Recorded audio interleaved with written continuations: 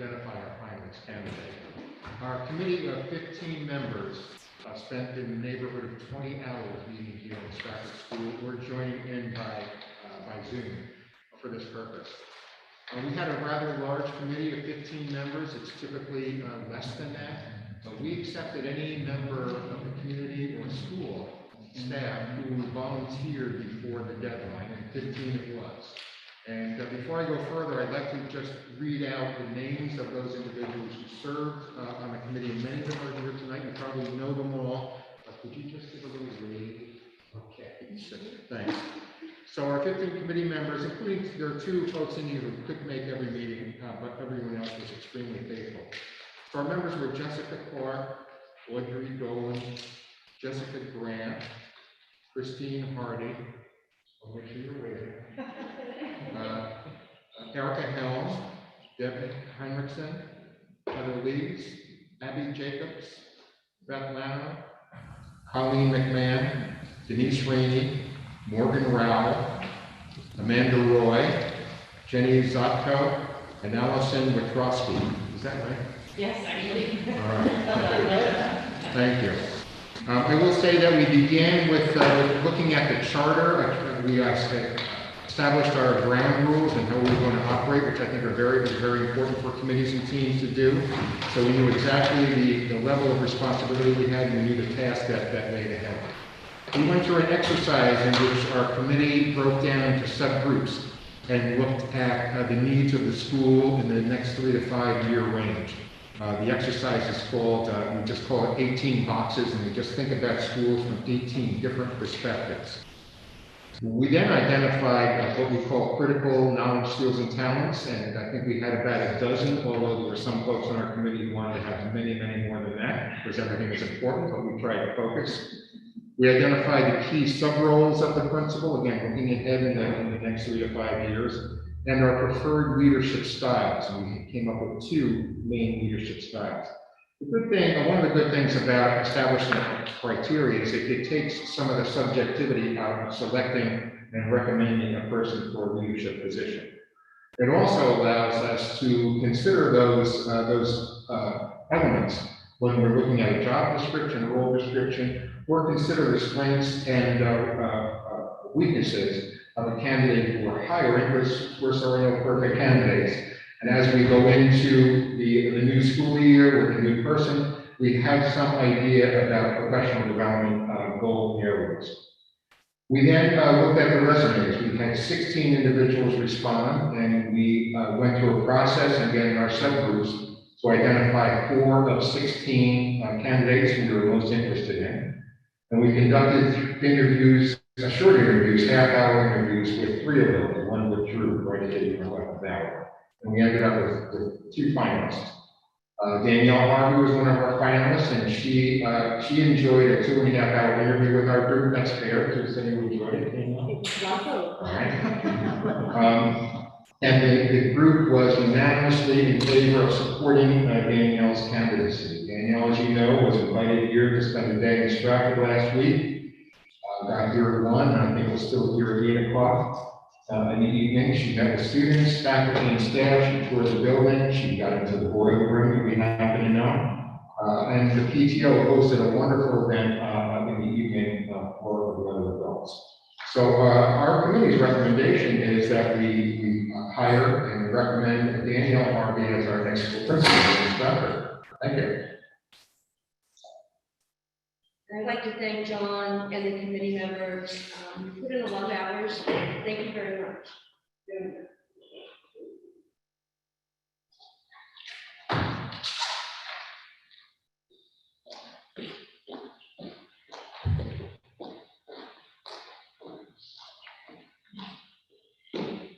Madam Chair and members of the school board, it is my distinct honor to nominate Mr. John Freeman to be the very first superintendent of SAU 105, effective July 1st, 2021, at a salary of $78,000 per year to be funded from local operating budget. I think that means applause.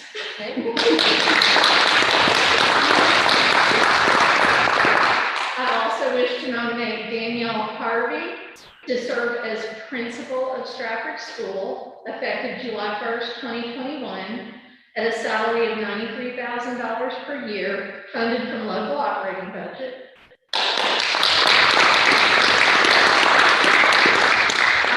Additional nominations tonight: Sheila DePere, SAU 105 Administrative Assistant and HR Facilitator, at a salary of $23 an hour. That is also effective July 1st, 2021, funded from local operating budget.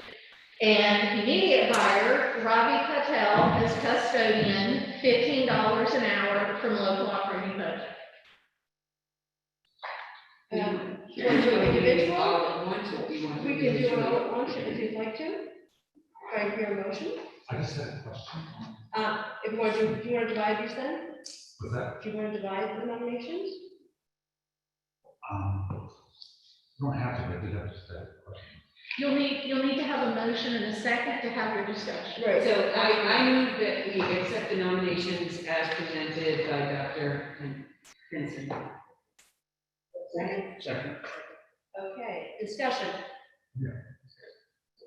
Is Sheila DePere? Yeah. Why is she DePere? That is, what it equals what the board approved. And according to our HR representative, when you're not supervising someone directly, that's the best way to do it. So it equals the same. Oh, so the hours will be The same, everything's the same, the total is actually $22 more a year. It's not fair. Okay. Okay, I'm good with everything else. And I should just clarify for the minutes and the records that Dr. Freeman is being hired as a part-time technically superintendent. Yes. So that we have that stated. Okay. All right, let's vote. Liz, Yes. Eric, Yes. Erica, Yes. Carrie, Yes. Debbie? Yes. Okay.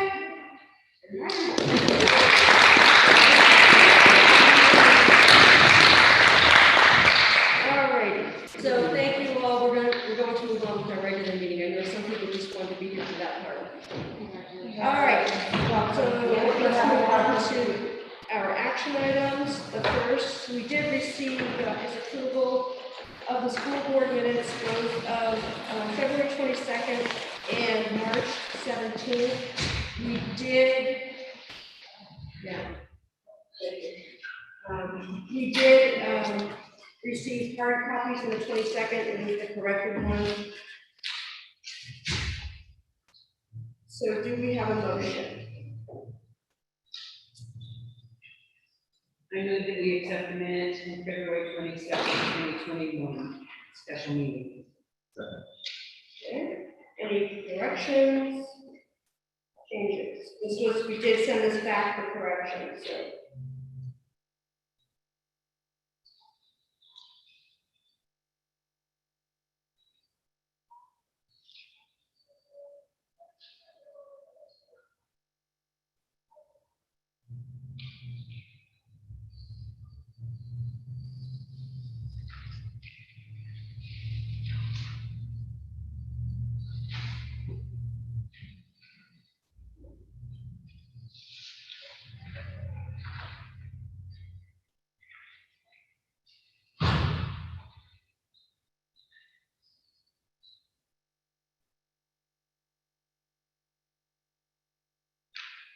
Do you need more time?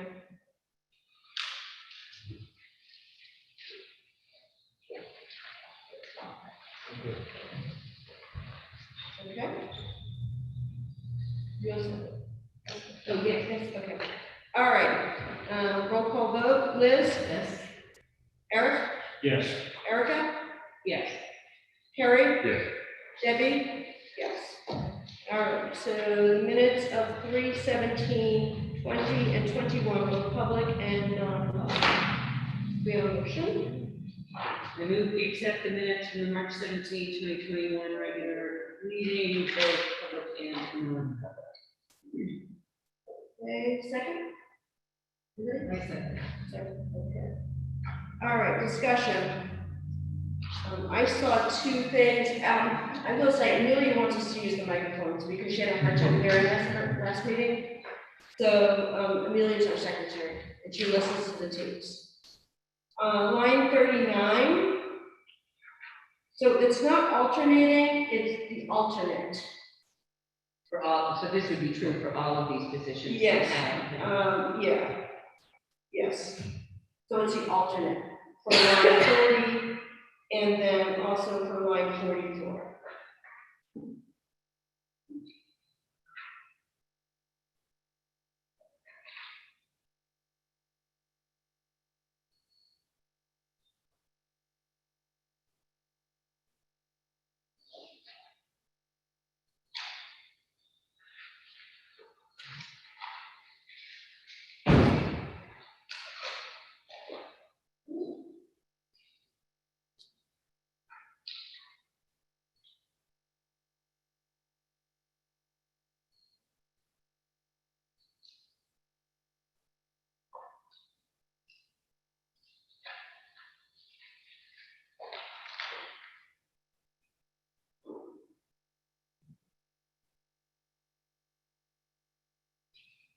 Okay, anybody have anything else? Everybody okay?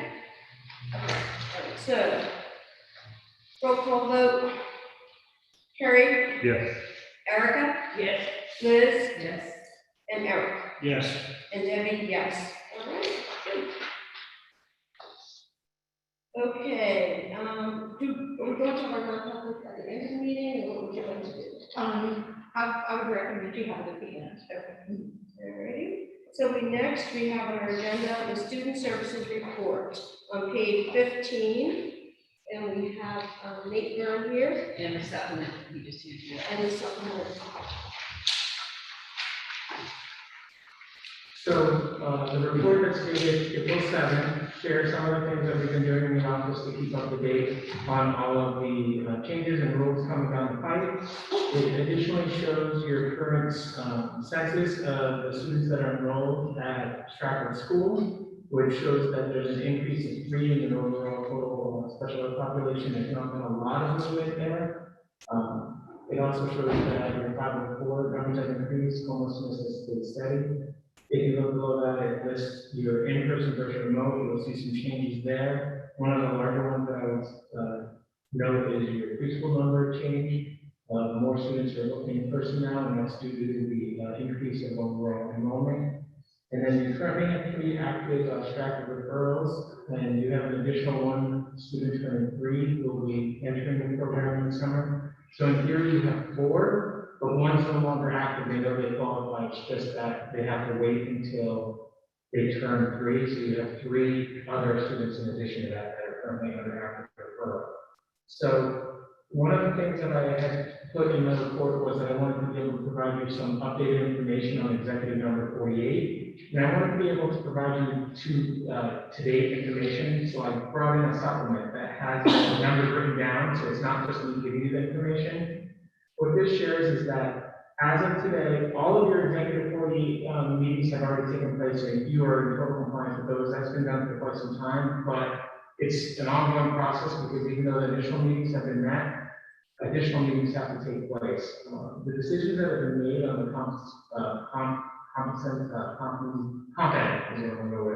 compensatory ed is that no for 44 of your students. So 44 of your students who receive special education services do not need additional services. And that's, I'm going to give credit to the staff and the school for staying open as long as they have this year. It's been able to gain ground on some of the schools that might not have been able to be in person. So 44 do not need compensatory services.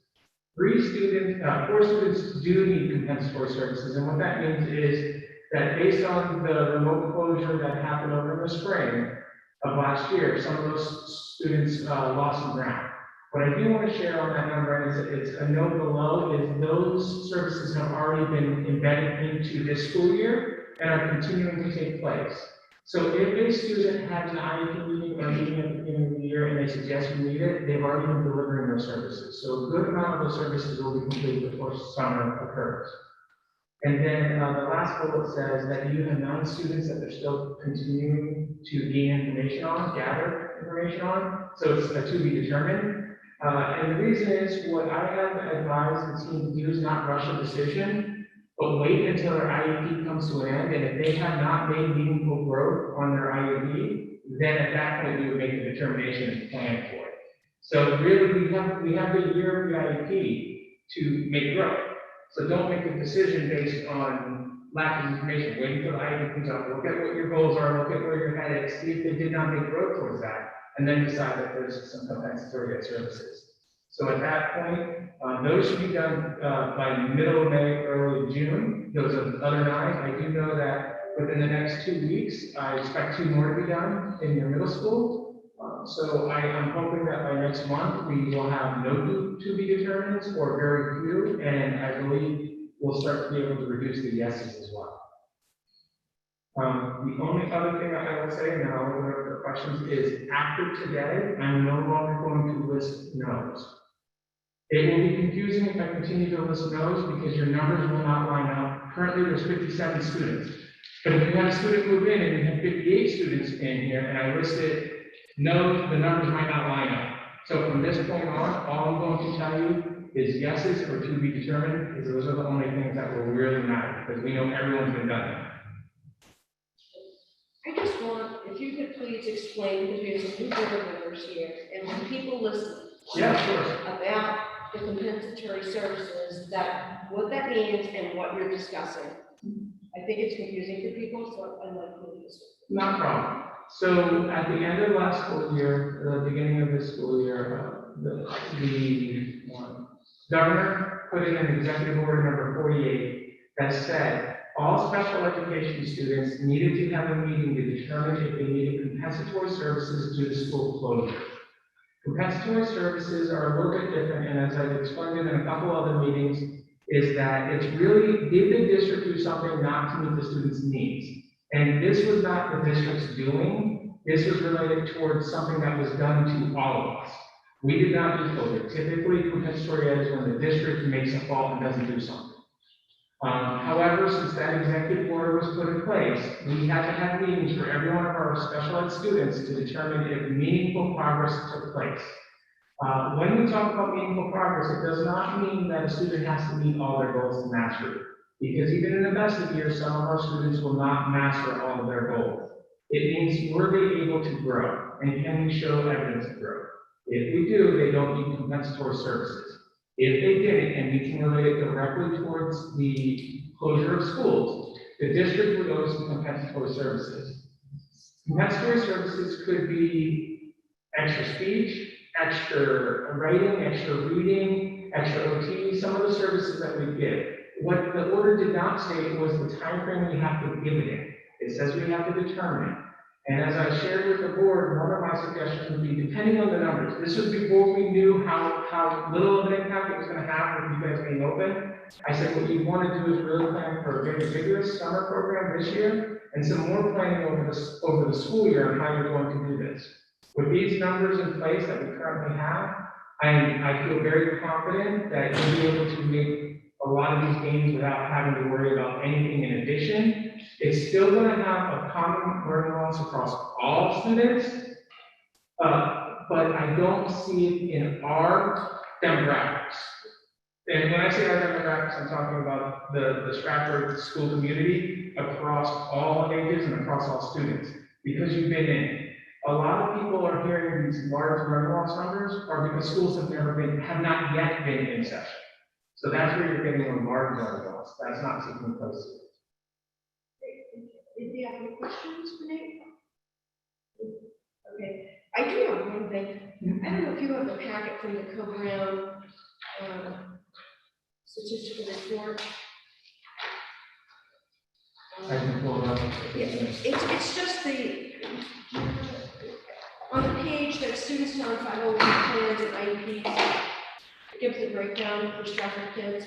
It just, the number is different than the number you have here out of the CBA. You have a 29 number here. They have 29 504s and 10 IEPs. So that was I can't speak to why their numbers aren't lining up, but I know our numbers are correct through Nessus. Okay, So I can speak to them and ask them what they mean there. great. It could be, they could have had it reversed, which is what I think they very much did. Yeah, is 29 reversed? Yeah, that's a lot. I think they just reversed those numbers. I don't usually count the program, out of boards. I work with the, school counselors to make sure they're all in place, because they don't meet and they, on a yearly basis all the time. They can meet more frequently or less frequently, and they don't require an LEA at all the meetings unless there's a big shift. I don't keep up to date on those as much. They only call me when they have some They big must have questions on switched the the numbers, census. that, So they that switched makes sense, because they 29 Title IVs and we have 29 APs, Yeah. so that's no problem. Okay. Alrighty. And Nate, you are going to report? Yes, I'm right. Alrighty. Item, okay, the principal's report, and our superintendent, I think, has that first. Yes, it's part of the, principal's report is part of the superintendent's report as well. And would we be able to excuse Nick, because he's not going to be needed in non-public? Yes, I appreciate that. Thank you. The sunshine. Definitely. Thank you, Nate. Thank you.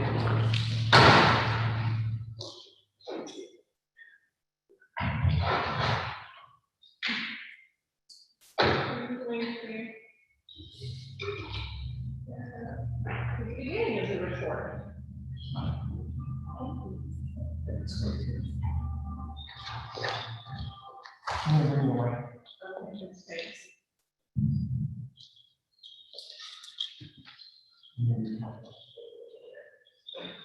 Okay, thank you. That'll work.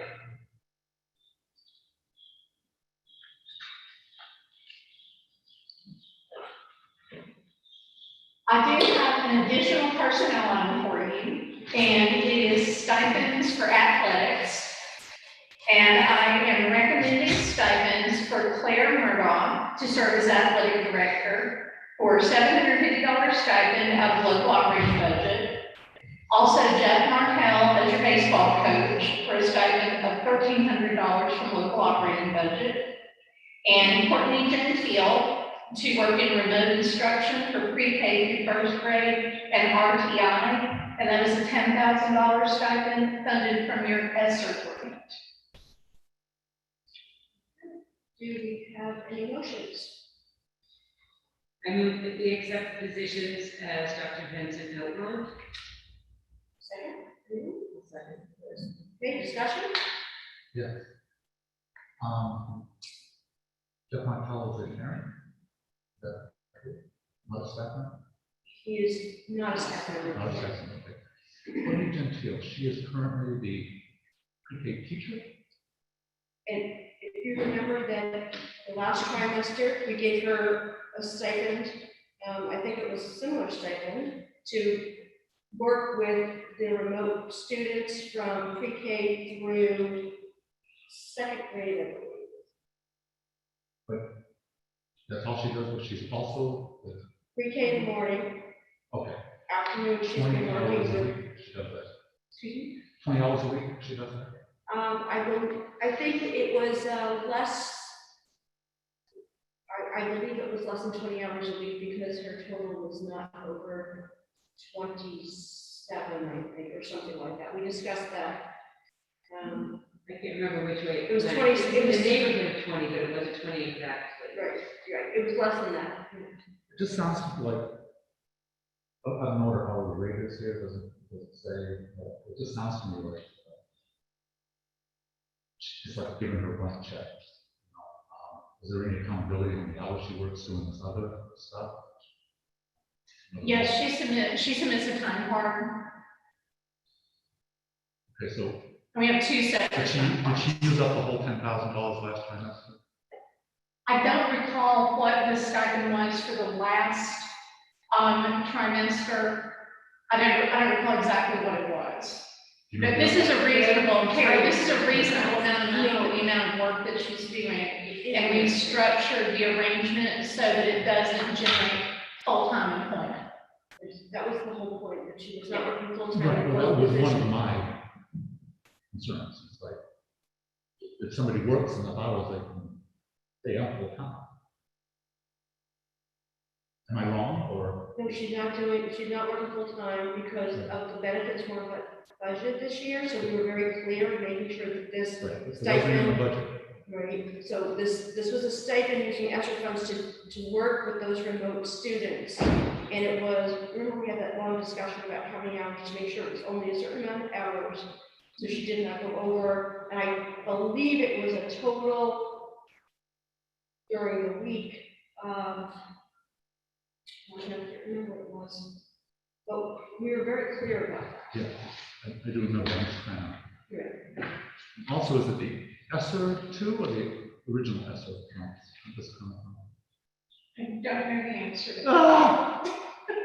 Not good. Not good. We have 4 different, but we're going to have a discussion. It's on your agenda, and Fred is here, and he's going to be able to answer questions about ESSER. Okay. We have multiple ESSERs. Okay. It was ESSER two. It's ESSER It two? is ESSER two. Okay. This I'm done. Thanks. Everybody else? Okay, all right. Carrie, Yes. Erica, Yes. Eric, Yes. Liz, Yes. Debbie, yes. All right. Thank you. In correspondence, we have received your audit report and management letter from Plotzik and Sanderson, and those are going to be mailed out to you. We have the hardbound copies, and we have extra copies for you to put in your new SAU office. We'll hold on to them until you're ready. I will provide in your next school board meeting a summary, just a bullet list of the findings, and there were no material findings in your annual audit. But I'll also be providing an administrative plan to address the findings if you would like for me to. That may be something that you would rather Mr. Freeman to tackle. Normally what we do is we actually have the auditors come and present the audit to us as part of the whole thing. So, and we Okay. usually have our booklets with us, and they review the management letter and everything with Okay. us. We So can do that, I can invite them. yeah, so we can plan on that. May 12th is booking up quickly. We have a lot of things going on that day. So how was May 12th to have the auditors here? Is that okay? Good? I won't be here, but. All right. That's definitely good. We can have it, we can have it the second meeting if you want. I just wanted to know. Okay. It's up to you. Okay. We'll have it in May and we'll make that clear which date. Okay. In the meantime, while we're waiting for that, would you like for me to prepare an administrative recommendation for addressing the findings? Or would you like for me to hand that to Mr. Freeman or work with him? Maybe after we meet with the auditors. Okay. Then you can say, here's what I think would help to deal with it. Usually we ask a lot of questions to the auditors. Okay. It'd be nice to have that. Very good.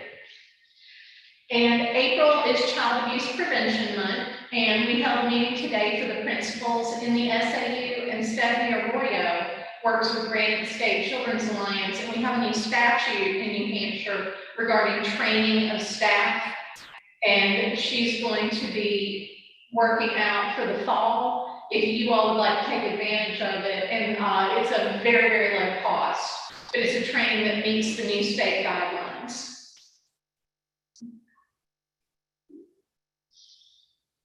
And I have an update for you on Governor's Executive Order 89. All Strafford students will begin attending face-to-face, whose families would like for them to be here face-to-face, 5 full days each week on time, beginning April 19th.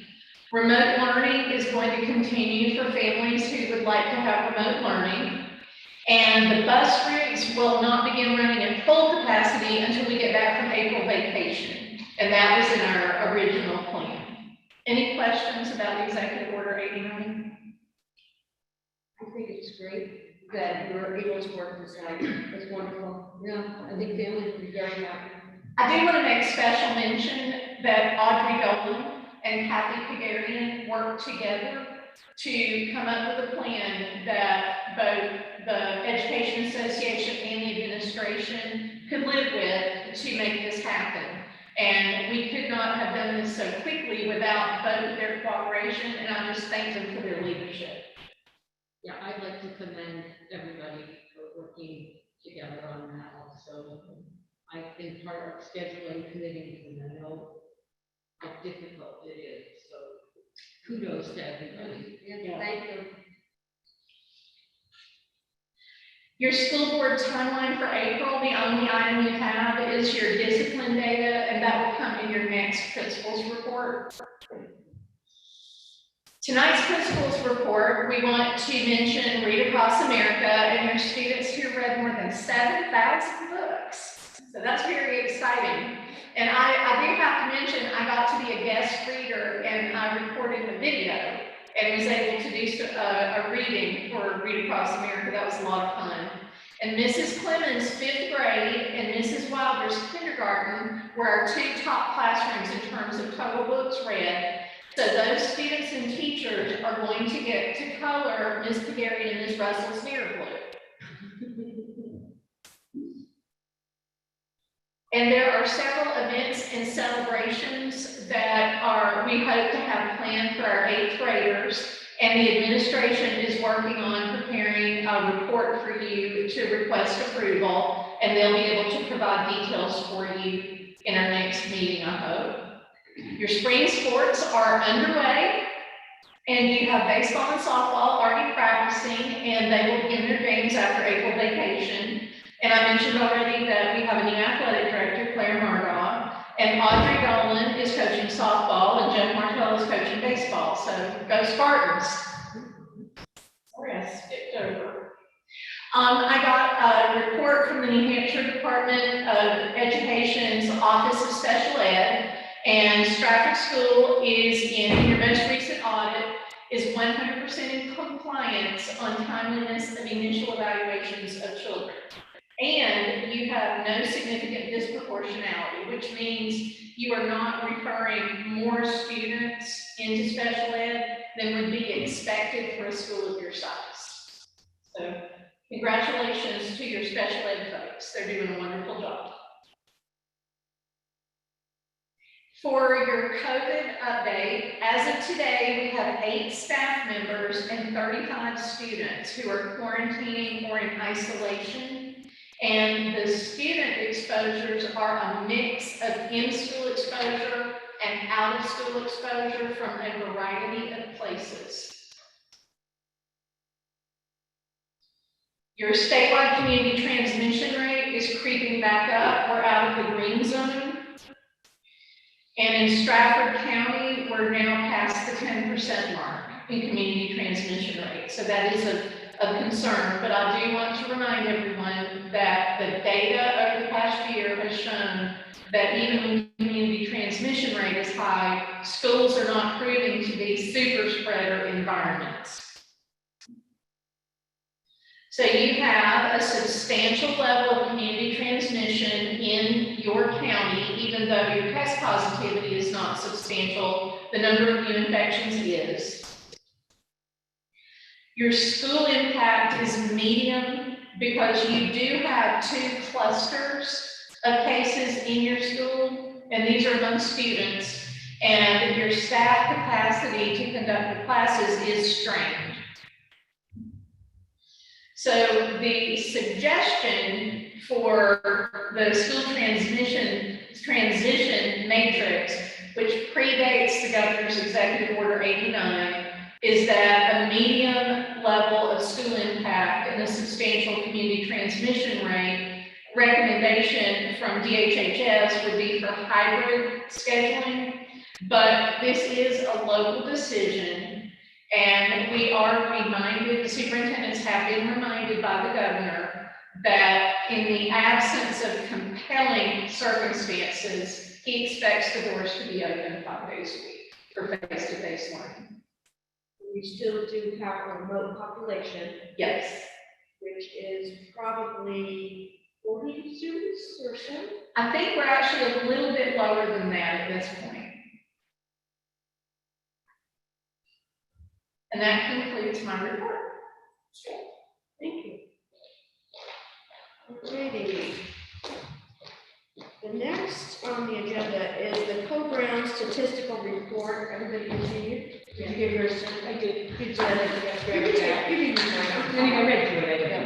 I don't know if anybody has any questions. It's just a lot of information that Co-Brown puts together for us. It tells us, how many of our students run the honor roll, how many of our students are involved in CP courses, in AP courses, and grades that they've received. We have different SAT results here in our. They give us a lot of information about our students who attend programs. It's interesting to look through. And I don't know if anybody wants to discuss any information that they read, or you want to just take it home and read it. I didn't have any questions. I read through it. I didn't have any questions. Yeah. I just have a question about the special ed numbers because they didn't match up to Nate's, but it makes sense that they. I do think that was probably human error because they typed that data in, it's not pulled out of their SRS. It's a special report they do for us. Right. So there's the possibility for human error every time. Anybody else have any specific questions about it? Any discussion? Okay, so it's just good to review. Our kids are doing well. Generally, that's what we usually see. So thank them for that. Okay. Where are we at now? Okay. Okay, so we talked about the Strafford community calendar, and I think Liz and Eric, you were putting the Co-Brown graduates in for May. Yes, Liz, she got the list from the school, sent it to me, I took a look at it, and I emailed it to community calendar today. And I forwarded it to Monica, so she could have a copy of it, if she needs it. Great. Yes, and that is that date, 15th. You did it, I did it for years. It was always a stressful date for me. Earlier at Christmas time. Yeah. And then, so June, now we do our Strafford school students. So it's. I'll get it. Okay, great. All righty, the committee updates, I mean, I think our principal search committee was successful. We did a great job. And we should have introduced Danielle. We have Danielle here. Danielle, do you want to just? I'm sorry, here we went through this whole production, everybody's laughing. You're very happy not to speak, no worries. Welcome, thank you. All righty, okay, so facilities committee, the roofing RFP seems to be something to discuss, Carrie. That's it. I'm ready. I think Eric has questions about it. Need a good copy. Okay. Yes, Yeah. we cleared up most of it, pretty much all of it. So you're changing it or fixing it? I'm willing to go with Carrie's judgment on this, as he's been working with it for a while. Okay. I just had some questions about what we wanted to put in the spec / requests from our roofers who will be submitting a proposal. Okay. I just wanted to make sure we covered the bases for our state, for liability in the future, and making sure we don't have leaks and whatnot. Right. And you feel good about that? Yes. I did it, let her know that, standard is a 20-year warranty, that's standard on rubber roofing. And also, any project over $35,000 for a municipal or school, they have to be bonded. And that is a reading note process, so, no, I'm not going to be fly by nights in the building, working on that. And rubber roofing is a very, very specialized type of work. There's a handful of people in the state that qualify, and that would, nobody's going to get by me that's not qualified and not. Also, And we encourage people that are not qualified to vote on this, because sometimes you might not get anybody to vote it, you might not get anybody, maybe you might get one person and you're like, but so I myself and others, I go out and, people that I'm comfortable with and have good reputations, and I go out and I check on these people. I talk to a lot of people, a lot of contractors, a lot of other schools that have had people like this working on it. So it's nothing I take lightly. And it is something I really wanted to do 2 years ago, but with the septic and the COVID, it's been on the back burner. But it's very important, and I thank Eric for, double checking on this, and, so, 2 days are always better than one, and, he's a great addition to the facilities committee, so, thank you, Eric.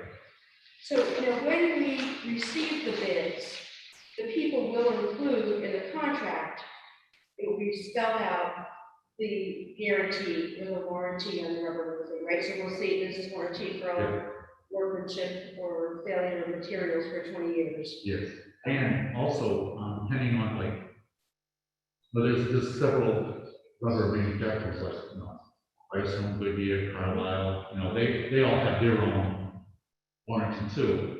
And anybody that uses their products has to be qualified to, it doesn't sell at any pump you can get, And usually, sometimes, I don't know what the case is, sometimes their dealer is also, so they're not like just anybody can just do this, So, and Gary's really good, about stuff like this, at least. We'll sit down and we'll go over it, and then I'll bring my recommendations to you guys on who to use. And also, I want to get done this summer. And I'm hearing that is possible. So if we get this out, maybe 3 weeks or something, because we're gonna have people come visit and go on the roof with us and, see what's what and everything, so they can give us a good estimate. Okay, do you want a motion to approve this? I would, yes. Somebody like to make a motion to approve this? I move that we approve this request for proposal to go out to bid for the re-roofing, partial re-roofing of Strafford School. Do you have a second? I'll second. Okay, discussion?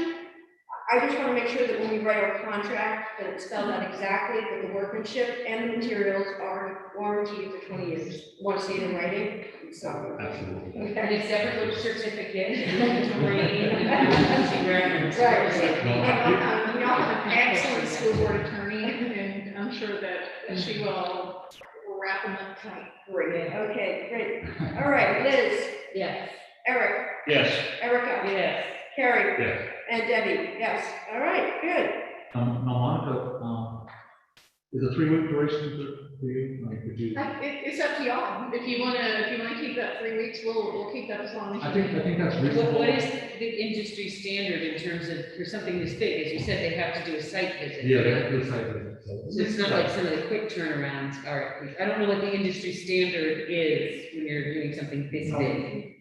That's good, but I would like at least 3 weeks, 3 or 4, I mean.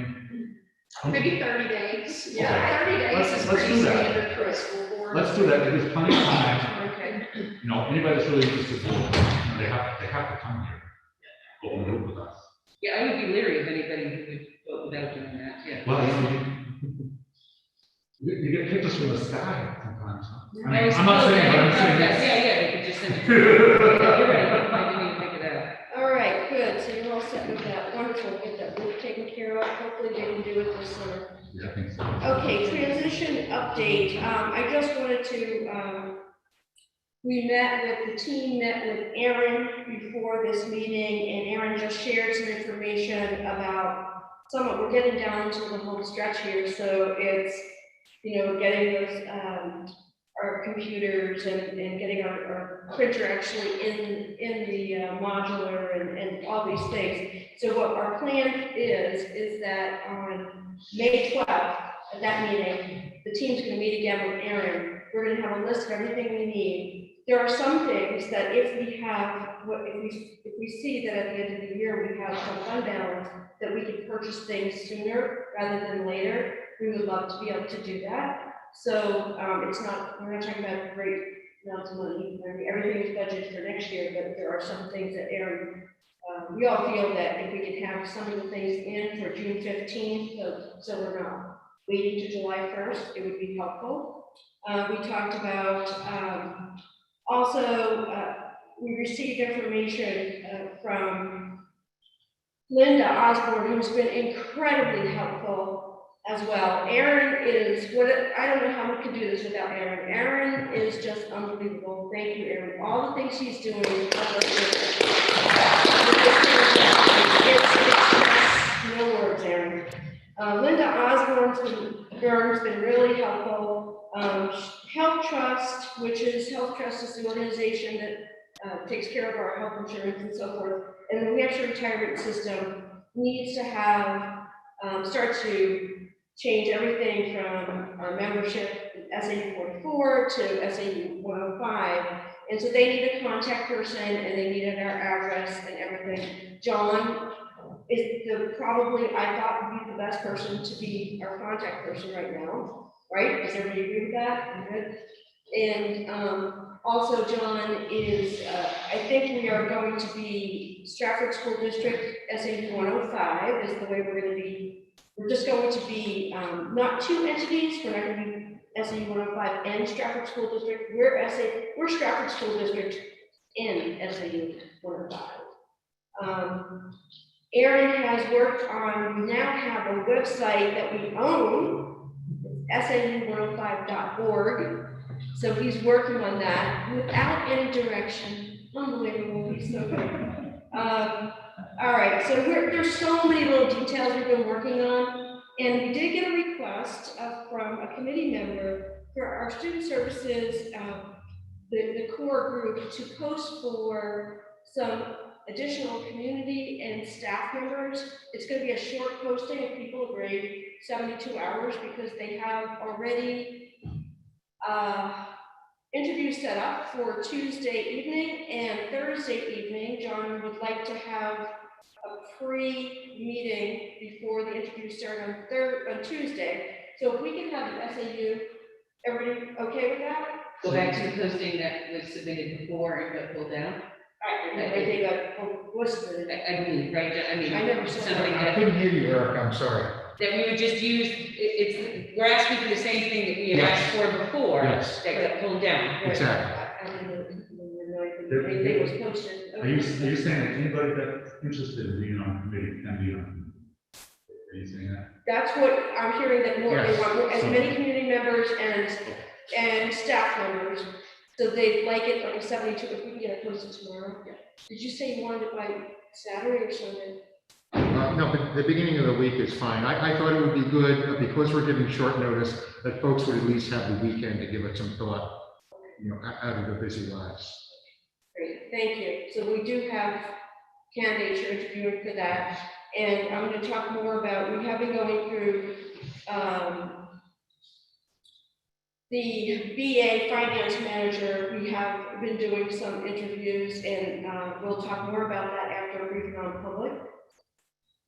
And let me see, I don't know, John, is there anything else any other updates I missed? It's just that issue with the New Hampshire retirement system. I would feel more comfortable if the school board took a vote on that.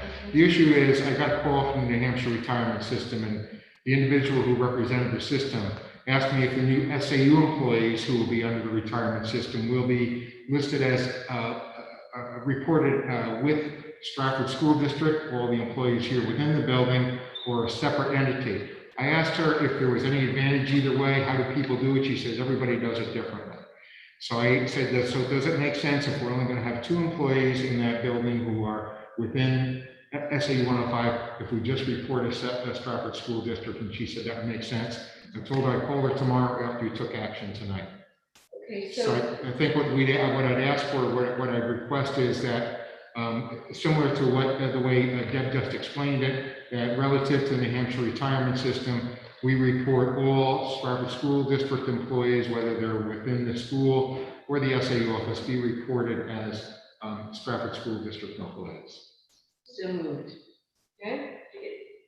All right, everybody heard that, and we have a second. Okay. Okay. So hopefully that got into the minutes. Would you like me to restate it? I just want to make sure it's in the minutes because I move that we direct Dr. Freeman, when he reports to the New Hampshire retirement system, that he reports SAU 105 in its entirety, all employees, and not separate out SAU from school district. Thank you. we have a second. Yes. Was carried. Okay. All righty. Discussion? Everybody's okay with that? It's becoming real. All right. Liz? Yes. Okay. Eric? Yes. Erica? Yes. Carrie? Yes. And Debbie, yes. All right, good. I think that was all the motions. Okay. Don't forget the board asked for Fred to do a short presentation and Q&A for you all on your COVID grants. Okay. So he's prepared to do that. All right, I think we all received a handout today. Where is that? All right, on the grants. In this tiny, tiny little print. Sorry, that's the video. You guys have young eyes. Anyway, okay, so, you want to introduce yourself? I'm Fred Wolf. I work on the grants for all three towns. And I was asked to come and talk about the COVID grants. So you have the four of them that we've received thus far listed there. Across the top, you have the allocation amount that was given, how much we budgeted, how much has been expended so far, and then when the grant expires. So I think that's fairly self-explanatory. The two that were a challenge were the two SPSRF grants. One came in mid-November, and you had to, whatever you wanted to purchase, whether it was materials or services, had to be in the building, up and running by December 30th. The second SPS grant was approved around December 5th, and also had to be, everything had to be here about 3 weeks later. So meeting those timelines was a little challenging. The one that's most in play right now, as you're probably aware, is the second CARES ESSER grant. You still have about $125,000 that you can budget. And whatever ends up coming out of this, I think it's important that we realize that anything that the district wants to do, you have to be able to demonstrate it that it's COVID related and be able to prove how you know that. So for example, I was asked the question, could we use some of this money for transportation for summer school? Seems like a logical idea. The problem is, one, how do you demonstrate it's COVID related? So for example, if you had an average of 10 students in summer school the past 3 years, and this year you have 11, I would suggest you have a difficult time demonstrating that it's COVID related. If you had 30 this year, however, then at least there seems to be some correlation. You'd have to go one step further and say, all right, these extra 20 kids, why are our summer school numbers so high? And then if you can demonstrate that, then 2/3 of your transportation budget could be paid for by the CARES ESSER grant, because you already have 1/3 already there historically. And so that's what the administration is going to be working on. You know, there's still plenty of time that the administration has to do this. It doesn't expire until September 30th of 2023. So with that, I've included there that the cover sheet. I've also included a document from the state that explains the types of activities that CARES money can be used for. So with that, I'd be happy to answer any questions you may have. Okay, Fred, so the last time you had some information about the grants, it looked as though there was a lot more left in our unspent money in the SPSRF one, the $83,000, 83, or is that also included our money for Co-Brown? Can we get money that? That does not include the money for Co-Brown. The total grant was about $120,000. Okay. With approximately 37,000 going to Co-Brown. I didn't include that in. Was all that money spent? The Co-Brown money, that's up to Co-Brown. I'm assuming. Okay, you don't know that, okay, I just was wondering. If But you're correct that in the last report, there was a lot of money that hadn't been spent. So we sat down with Kathy and Charlene at the SAU, and we went through all past invoices, and we were able to identify, because you're allowed to go back to March 13th. Even though the grant, like the first CARES grant didn't begin until sometime in middle, late April, you're allowed to go back to March, for both the CARES grants, go back to March 13th. Anything purchased since March 13th, we can charge to one of the 2 CARES grants. So we sat down and started identifying things that would qualify to make sure that money was spent. So there are some things in the local budget right now that have been charged in the local budget. We'll be transferring out of that over to the grant. And that way you'll be able to have the local money will stay back with the local Do you budget. know when we'll see that updated budget with the grant things removed? That's a question for Glenn. Just don't know. Do you think we'll have that by the May 12th meeting? Because we were interested in that number. We can ask for it, I don't know. I don't know how all of that works. I know he has a list of everything that was purchased Yeah, through the different grants. no, that's easy to get.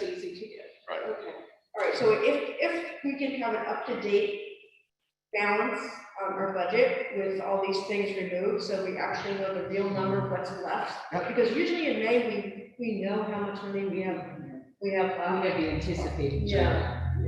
Sure. How would that affect the budget that closed June 30th of 2020? Because if we're able to go back to March 13th, Yes. 2020, so will we be getting, would that just come into our surplus or would that just come into this year's? Oh, you think it's March 2020 or not 21? From March till June 30th of 20. Right. Would have gone under.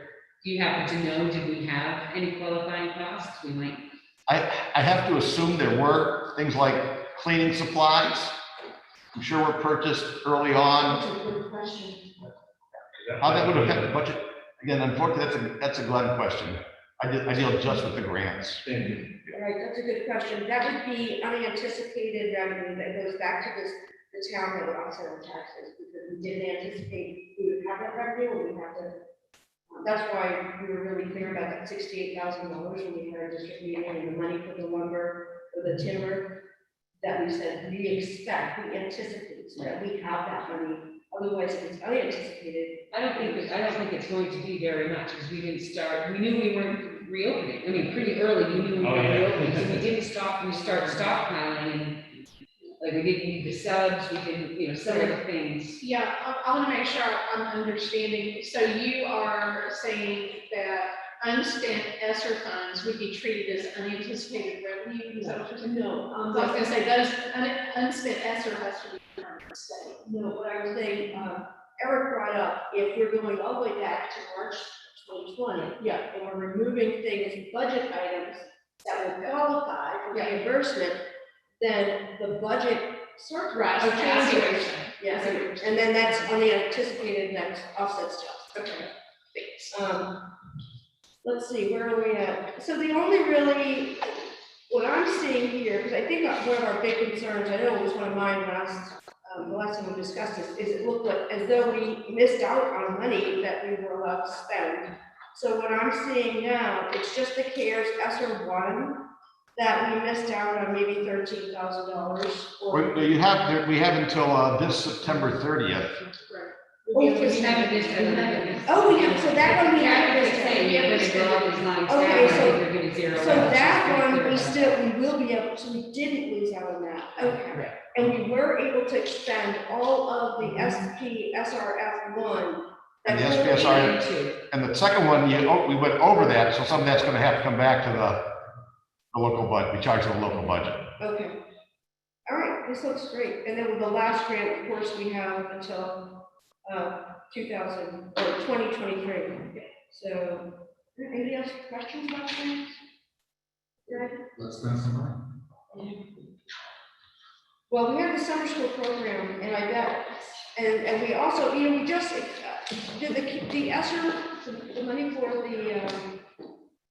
the teacher that's going to be teaching remote that we just approved. Did you say that was coming out of ESSER 1 or ESSER 2? Two. Why can't it come out of ESSER 1? Well, because as you'll see, all the money for ESSER 1 has already been budgeted. I'm seeing that there's $13,000. Oh, okay, you budgeted, okay, all right. Yes, two is much more. We didn't expend it, Right. but we budgeted, Yes. okay. So there are some items to be purchased that may have been purchased, and there's a, delay in between the time it arrives and gets over to the office to be paid and so forth. So there may have been some things arrived in the last month. Okay. All right, good. Well, that's much better. Yes. Anybody else have questions, clarifications? I appreciate this. Yeah, it really, this is, it definitely makes us feel a lot better this time. So thank you, Fred. for Very welcome. Thanks very much. explaining to us. Thank you. He is much better at explaining the ESSER program than I am. All right, where are we now? Oh, there. Okay, so set future school board meetings.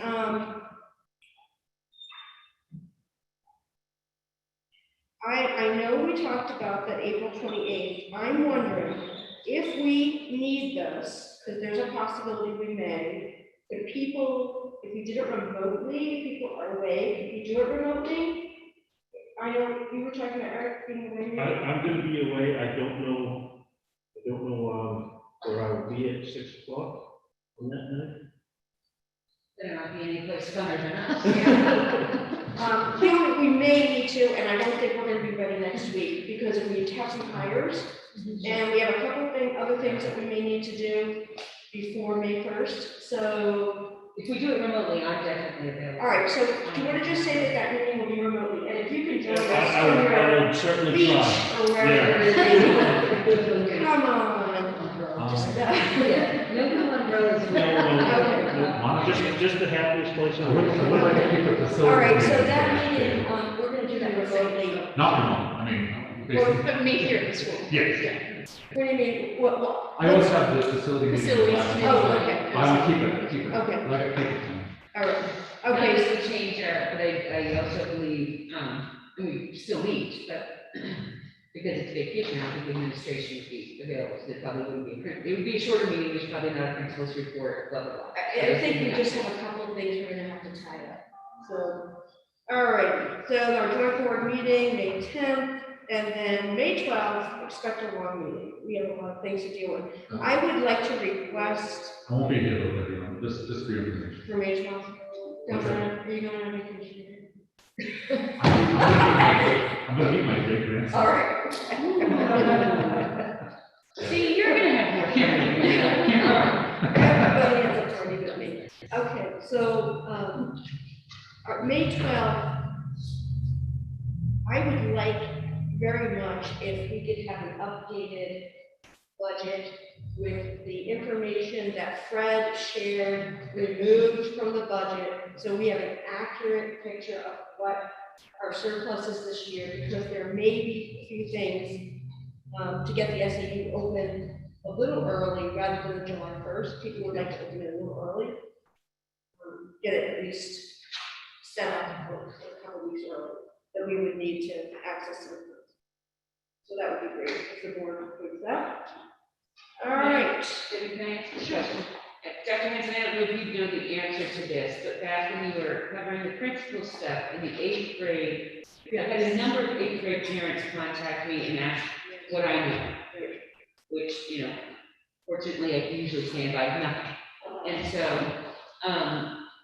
I'm just concerned of waiting until May 12th to make anything known to parents, but I don't know how much of the plan would include a board. So I'm putting that out there as, I guess, potential that there might be something on the 28th if the board needed to approve it, so families can know and make plans for their 8th grade. That would be my expectation, that they would have their plans ready for approval on time. I thought I saw in the principal report that you sent us a plan for an outdoor graduation, an indoor. I have asked them to provide a detailed plan for board approval, which is why I didn't put that into my report tonight. Because all I had was the high points, and I'd like to see more from them. And I also do think that parents have been asking, what are they going to do for these 8th graders for a trip? Instead of, they usually go to Washington. So, okay, so if we could maybe have that information for April 28th, that we would want to know, plan for graduation, plan for semi-formal, and plan for their trip. So we can approve that. And that should give people enough time. All right, good reminding. All right, anything else for other? I have a couple things, I'll keep them fairly brief. I have a question about, I'll ask Veronica, I have a question about our co-brown tuition. When I was looking over one of the financial reports from February, it looks like we made a payment to Oyster River for tuition for one student for $18,818. We have a policy that says, and will cover up to the cost of co-brown tuition, which is $17,987 this year. I'm just wondering if that difference has been made up by the parents. I don't know how exactly we do that. I don't know the details. I would have to talk with Glenn and get the details on that. And that really would be something we would want to discuss in non-public. Okay. I think just the whole, it may be unfamiliar for Glenn that some of our hours when we send a student out of district, that we charge the parents to take part and But I can get an accounting for you on that. If you don't mind, Eric, if it is not too much trouble, if you can email me the specifics. Yeah. That'd be helpful, and I'll have Glenn take a look. Yep, and certainly. I'll get back to y'all in your next meeting. Okay. We have to. And I had another one, there's a question about our civics education. I just happened to stumble across that, the RSA changed in 2017, essentially requiring that civics education start at the beginning of 8th grade. And I don't know if that's, I'm just curious if that's something that we have going on here in Strafford. I know that we have a social studies program. I don't know the details of it, Yeah. but I can get a report for you. Okay, thank you. I can also show you, maybe you should forward that to mine just as a. yeah, I will. Or, Okay, or an email to Kathy, sure, I would answer very specifically. okay, Maybe I'm good. Good. All right, I did skip over, we did have some correspondence. Okay, we had the PTO request. The Strafford PTO has been working hard this year despite working fully remote, as we have not been allowed inside the building. Our monthly meetings have been solely on Zoom, and we have no volunteers inside the building except for 2 members who are school employees. We are ready today to ask if it would be possible for us to hold our monthly meetings in person again. We meet on the 2nd Tuesday of each month and have in the past used the school library. Our meeting averages 6 to 10 people in attendance. We believe that with proper social distancing, we can safely do so again. We also have an event coming up in May, Teacher Appreciation Week. We have some wonderful things planned, but the bulk of the setup is being placed on one member who is a school employee. We are hoping to be allowed 1 extra volunteer to come in and help. This volunteer, who is our vice president and mother of a current student, would only be entering the teacher's room and would practice safety protocols. We appreciate your time and consideration for these issues. Thank you, Jessica Clark, PTO president. So, what does the board feel about that? Yeah, I agree. Yeah.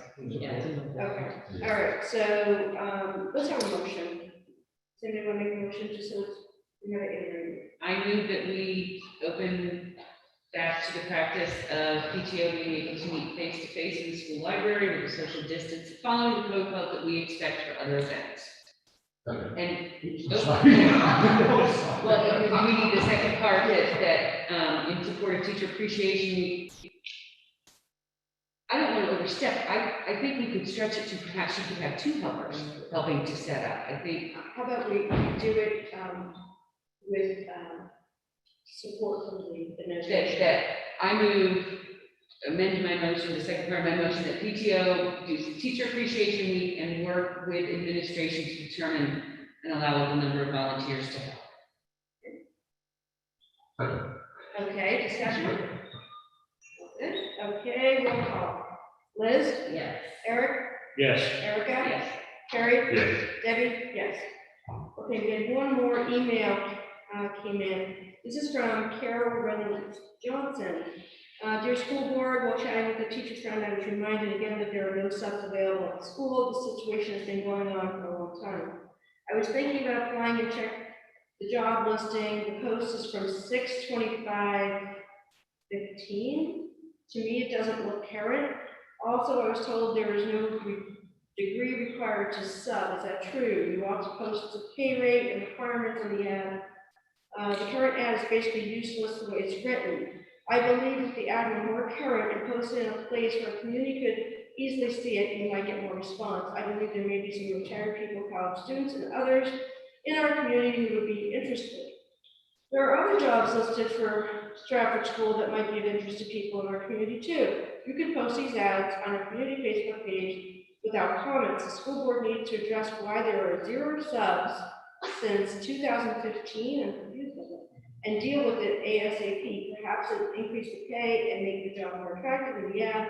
I understand COVID has played a part in this last year, but we are heading out of that situation and proper staffing needs to be a priority.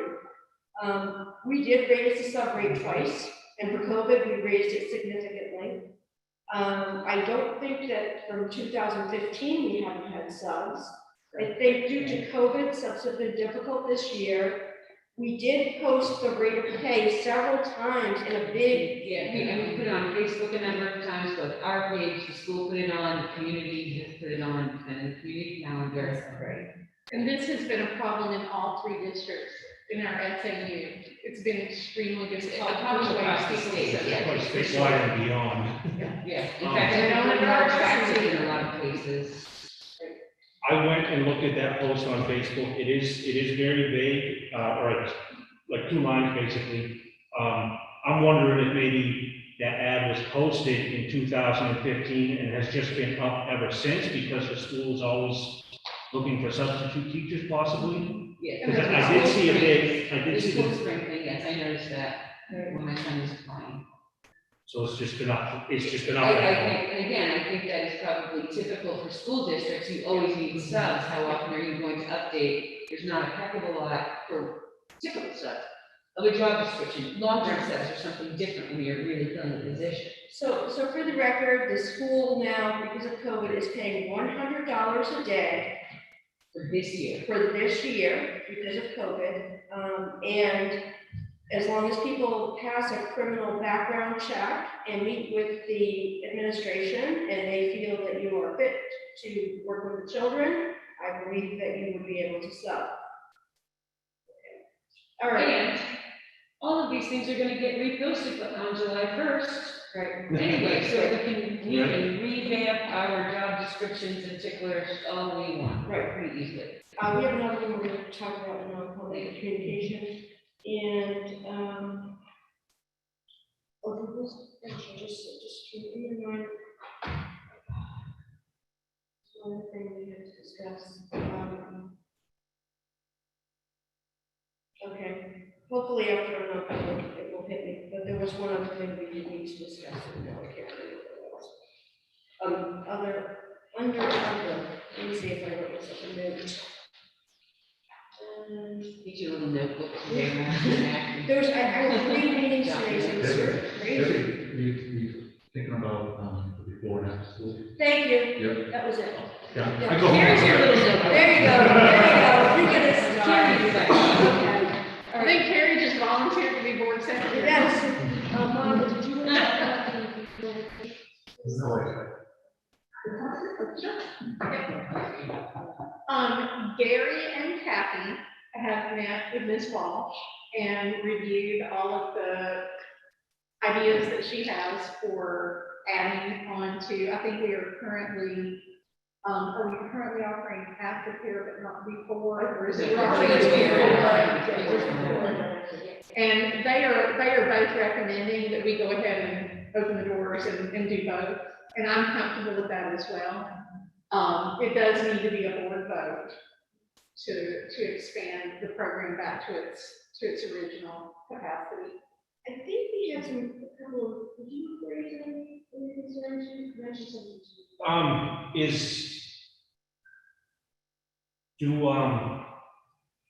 Is it all gonna be in school? I mean, as the in building, as the weather gets warmer, will they be going outside? I mean, I just know the school has worked very hard this year, keeping the cohorts together, and I know things are changing slightly as people are becoming vaccinated and the classes are able to mix at recess time.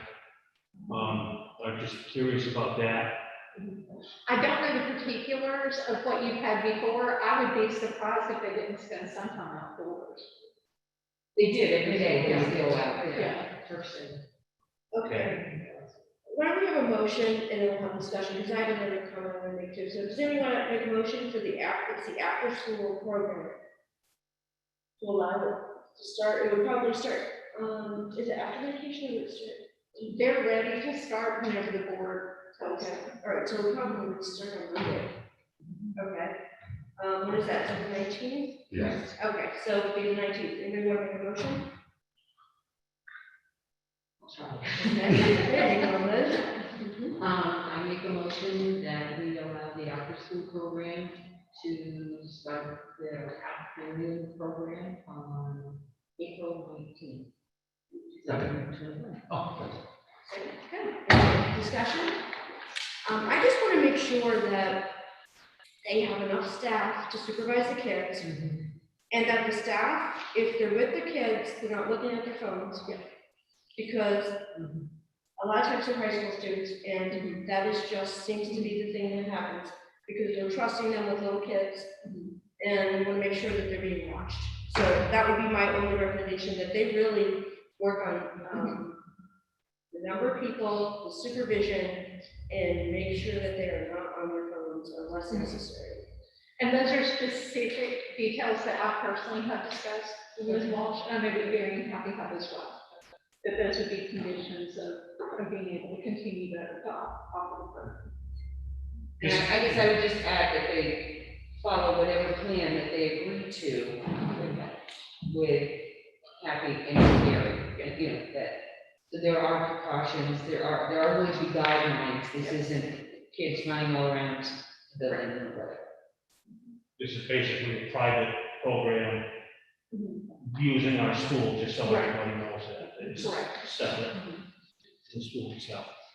Sure. Okay, all right, vote. Liz, Yes. Eric, Yes. Erica, Yes. Harry, yes. and Debbie, yes. All right, if there's no other, well, we can have public comments right now.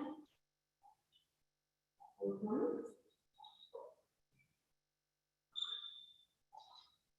Okay, all right. You're here. I know. Should I go on and say something? Come on. We do need to have a non-public, so, what was it, A, E, and K, did you say? And I think, we have a legal piece. We just looked it up. You said- Yes, A, C, and K. A, C, and K. I move, Okay. and we don't have a legal, I thought we did have. I don't want to. Okay. That's right. I move that we go into non-public under RSA 91, A3 to A, C, and K. Okay, and we're roll call in, Liz, Yes. Eric, Yes. Erica? Yes. Harry? Yes. And Debbie, yes. For the record, we went in at 7:20. Okay, everybody, we're gonna go into non-public for a little bit, and, probably take us, I would say 25 minutes or so. If we get the time